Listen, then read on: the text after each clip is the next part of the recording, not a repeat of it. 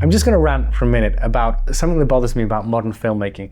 And it's basically that we now have pre-production, production itself, the shoot, and post-production, visual effects and whatever else. And these are generally considered as three completely separate entities. And there's a lot of efficiency cost as we jump between the three. This might be unavoidable, right? At a certain scale when we're talking about huge Hollywood budgets. But what I've noticed a lot with lower budgets and indie productions is there's sometimes a temptation to kind of cosplay as Hollywood, whereas you could actually find another process that's much more efficient. And I'm going to use a specific example of a project that me and my team worked on. It's that guy down the hallway.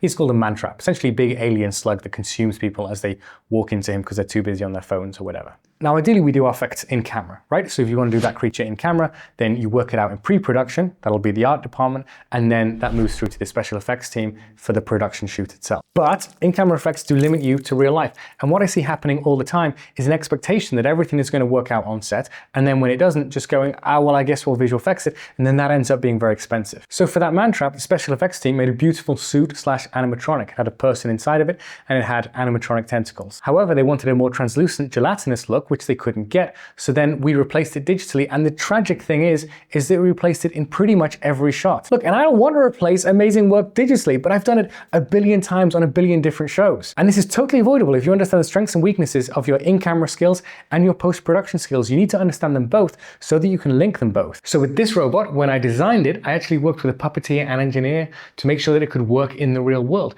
So then after I modeled it in 3D, we 3D printed it. That worked great for the in-camera version, and we were able to use that same model for visual effects. Okay, rant over. But my point is, I think the future of filmmaking and the future of digital tools is going to allow more work to be done by fewer people. So don't try and create a Hollywood way of working if you're not working at those budgets. Find your own ways that allow you to deliver amazing work amazingly efficiently.